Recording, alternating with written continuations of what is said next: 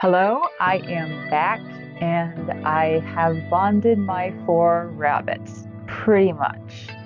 I really can't complain, especially after all that I've been through to try to get them together. But we'll go through everything step by step to see possibly where things went wrong, what went right, so much went right, and what I had to do to finally get these four bunnies bonded, which pretty much took a little over 2 months in the end of it all. Certainly before Thanksgiving, though, which was my goal. As I was perusing the internet to try to find if there was anything I missed as far as all of my research, I came across a professional bonder, so I figured why not? I'm going to go ahead and sign up for this class because I don't know what I'm doing, clearly, after all my research, because they're still not bonded yet. With our first Zoom meeting that we had, which happened before the class started, this class was starting like I want to say September 17th or 18th, and I was planning to begin on the 1st. So I was starting technically before the class would begin, and I told her all about what I had been through over the last year, the dynamics with the plateauing, if you will, of maybe 5, 6 days into it where everything's progressing and it just falls apart. She said that what I did thus far was great, but she said now that it hasn't been working, we're going to try a couple new things. You do not start out like this in most conventional cases for your particular rabbits, and I want to stress that as well. I can't claim that any other rabbit will respond well to this, but this is how it worked for mine. Day one came around, and I stuck them in the carrier and offered them water periodically, but they did have hay and they mostly napped, no problems whatsoever. And after they got everyone's scent well in their noses, we went ahead and put them in the evening in the room. I kind of did 3/4 of a room just because all the supplies that I needed to get for them, like the hay and the pads to put under the boxes and whatnot for catching pee, were kind of in that left corner.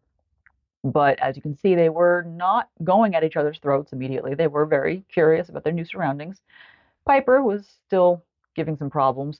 I ended up putting this up so that they didn't see into their living room where they kind of wanted to be and they weren't distracted so they can concentrate on each other. So we left it there. Next day, we went right back in the car, bright and early.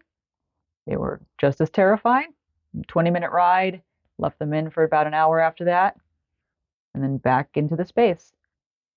Piper was doing her normal kind of that stuff. And Alvin ran off as usual. So pretty much nothing different. The only difference was that it was in a large space. Now, I will tell you that first day, so when they were in September 1st at 6:30 through up until the next morning, until that car ride, I was pretty much up the entire night because of Piper doing that stuff. I kind of sat over the area with a broom in case I had to lean in and smack somebody away, which I didn't really have to do because once he got far enough away, Piper stopped. There were a couple times where I had to kind of yell or put a vacuum on to make them stop because I was afraid it was going to turn into a tornado, but I was just, I guess, being preemptive. Maybe I could have let it go. I don't know. But I was up for about, I want to say 38, 39 hours total that first day, which was a real drag because I got up early in the morning, 6:30 a.m. on the first, and then through the night until the next day, I suppose. Was that really like, yeah, it was through the next day because I napped with them. I napped with them the next day.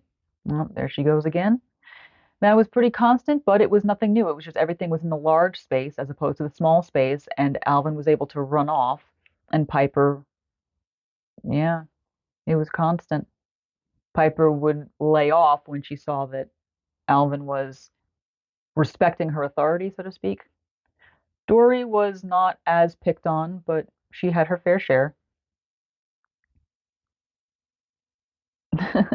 Dory was certainly sooner accepted, but Piper was determined to have the space as her own.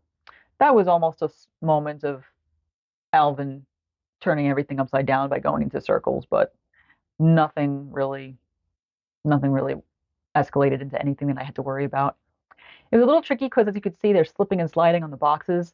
But if I didn't have the boxes covering the pee pads, then they would eat the pee pads. So he couldn't just have pee pads, which would have been better traction, but they are diggers and they are chewers. So as you saw right there, Piper's tail went up, and in the previous scenes, her tail is constantly up. It's certainly aggression, and Max has his tail up there a little bit. Well, Alvin's certainly not challenging anything, and he really never did challenge anything. So that was a blessing. You know, that second time in the small space, he was attacking Max even when he was laying down doing nothing. So that never happened. Never had to worry about that. Max quickly felt comfortable in his rank as top dog, and that never really changed. Alvin did become curious at times, but Piper wasn't having any of that. This was later in the day, that second day, and there was already grooming. I don't think that happened as quickly the last time. Could be wrong. Everything seems blurred. But this was by no means the end of things. But per last time, Dory was accepted very much sooner. Now, something else happened on this second day that I certainly was not prepared for. Alvin ended up having an eye issue. I took him to the vet after checking online, and a couple people said it looked like these pictures were showing signs of an eye ulcer. The vet, for like 4 hours, they put drops in it, they checked, and he indeed had an eye ulcer, and they had to administer drops to him that I gave, I think, every 6 hours for 6 days. While we were waiting for Alvin in the vet, there was a lot of grooming going on with Piper and Dory, which was great. I just kind of wish Alvin was there with them, but he joined again. And they didn't reject him. I was worried about that because sometimes if there's a physical ailment or if the bunny's sick, they will reject the rabbit. Day number 4 in the evening, Max and Alvin were starting to get on. I wish this was the case still, but you'll see where that kind of went wonky. But they were starting to be more calm, and I was having some high hopes here. They still favored their original pairs. This was usually the way that nap time went. But Dory was starting to be the third wheel with Max. So that was nice. They were starting to chill out, but Alvin wasn't as liked. Day number 6, I ended up doing at different times of day for the rides because I didn't want them to get used to it and perhaps things would not pan out as well. That was a very uneventful day. Max was certainly getting more relaxed. Honestly, I think he could be happy anywhere. This was the first time I saw her grooming him, even though they had been sleeping together a lot, so I was glad to see that. And Piper wasn't jealous of that either, which I seemed to see happening. This was day number 7. Alvin and Piper were starting to be closer together, is what that shot was showing. And then these guys in the evening were also sleeping together. I ended up making the litter tray on one side of the wall, and I opened the entire room up. I was really sick of cleaning up the mess, and I wanted to see if this would make anything go awry. It didn't seem to. It was just easier to manage. Alvin and Piper were getting closer and closer, not quite cuddling, but baby steps were being made. After 1 week, I was pretty much just up a couple times during the night, but I was still sleeping down there. There were still some scuffles I was worried about, but I mean, this was worlds better. I mean, worlds better than it had been. Still did the car rides every day, still no problems, and they were getting closer and closer. Again, I missed the Max and Alvin dynamic here. We'll get to that. This is where things might have started to go awry. Day 11, I knew I shouldn't have been in there. As you can see, I'm in their enclosure with them. I am not neutral territory. But they had gone on so well, and I said to myself that I would leave as soon as the first sign of animosity took place, but I didn't see any. And as you can see, that same day later, Piper was actually grooming Alvin. That was a first. So I still saw things going on the up and up, but perhaps things were not quite the way it seemed. I didn't spend all day in there or anything like that. It was just the fact that they were really missing me. I could tell they were on the cage, they were kind of looking at me, and I missed them. So I'm thinking to myself, well, if I don't have the resolve, I'm just going to like pacify myself just here and there very minimally. This was day number 12. This was frustrating because it kind of vacillated back and forth with how Alvin and Piper's relationship was progressing.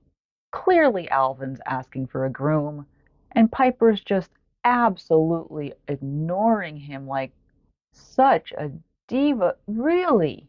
Really? This kind of dynamic where he begged went on for a number of weeks until finally they found where they wanted to stand with each other. Again, you can see I'm in the enclosure, but day number 13, almost 2 weeks later, nothing was happening that was worrying me. The two of them, even at this point. Now, Alvin was a little skittish still, so when Max turned around, he wasn't sure what to expect, but there was no animosity there. By day 15, I had made that the size of the litter box, and I did not go any smaller. I dared not go any smaller. Again, I'm with them. Perhaps I should not have been. Day 22. So at this point, we had our first class, September 18th or 17th, I forget. I showed how I had made the litter box a little smaller. I even put a table that had been in the space back in after disinfecting it, like neutralizing it. I did say I was going in there maybe like 10, 15 minutes a day. And she was very leery about that, which I understand. And I told her, I said, I know the risks. She said, because Alvin was still not interacting as much as she would like, she suggested doing kind of a reverse psychology, making the space gradually smaller and smaller to foster some more interaction. I think I was doing car rides every other day, or perhaps I had stopped at this point because it wasn't changing anything. And that was like a new plateau. I was kind of telling her it was a new plateau. There was grooming and whatever, but it wasn't like the cuddling and all of that that I had seen in the original pairs. So we tried the reverse psychology.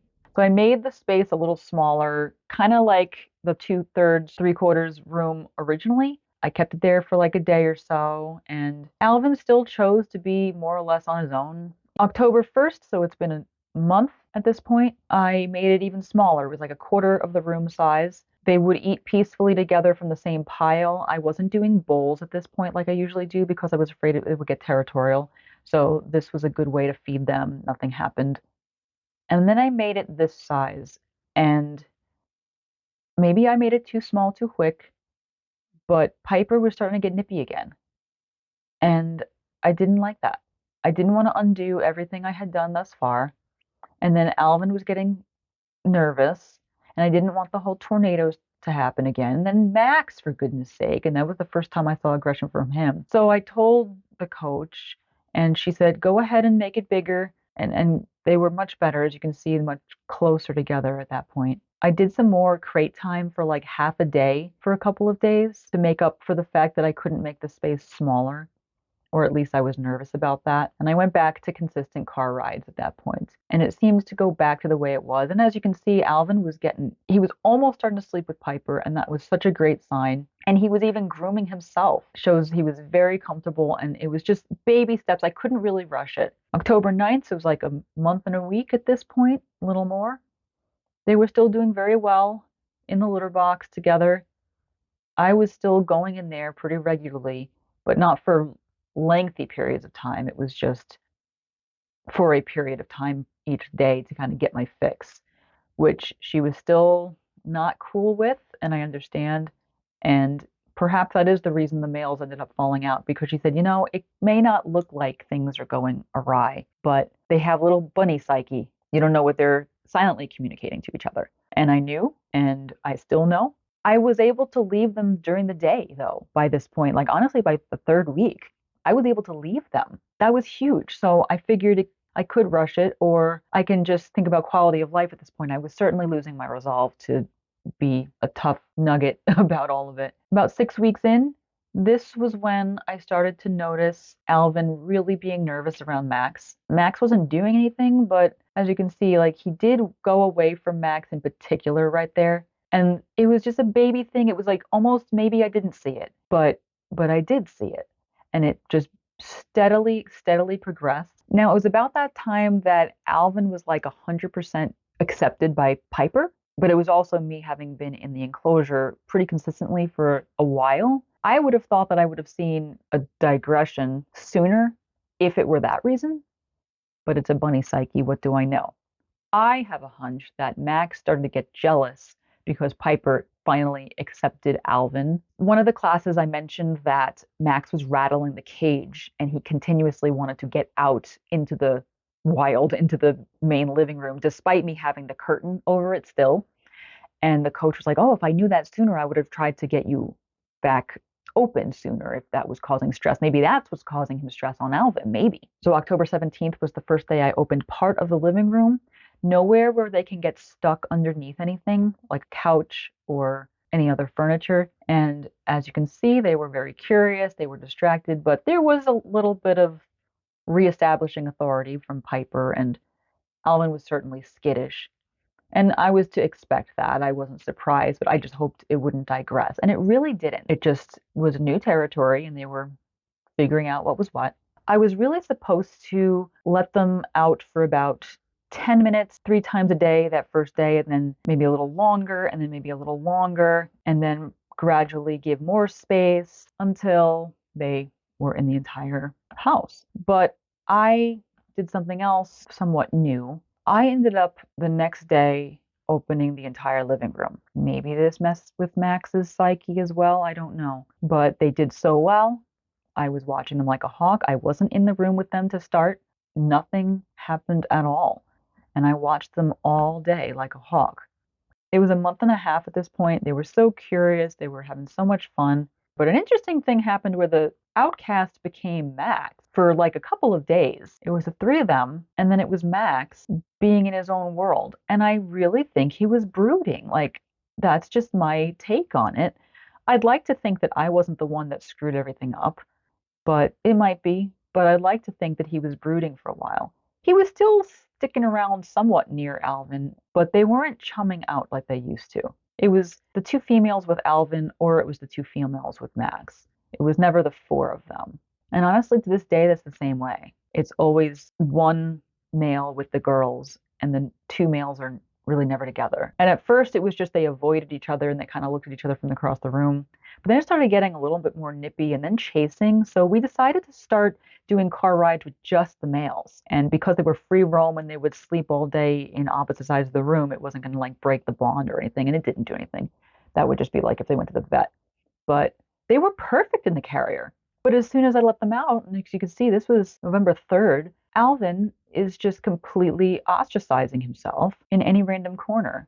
I did the car rides daily until the weekend of November 5th, where we had to go on vacation. But then, as you can see here, he's grooming him. But it was always only in the carrier. I think this November 8th day was like the last day that Max allowed Alvin to be anywhere near him with a litter box. And he really did. Like, he was literally with him in the litter box pretty much that entire time, as you can see. And it continued, well, I guess it continued as well to the 13th, so about a week. And then a couple days later, this is the last film that I have of the two males together without fighting. And then it just started like the closest they'll get to each other is 3 to 4 feet away and watch each other. And Max will like go after him, kind of like how Piper used to do in those first videos when they were in the one room. But then Alvin has an entire house that he can run from. So it never really goes anywhere. And again, we've been on vacation, we've gone places, we've had sitters, we've had New Year's Eve's party here, and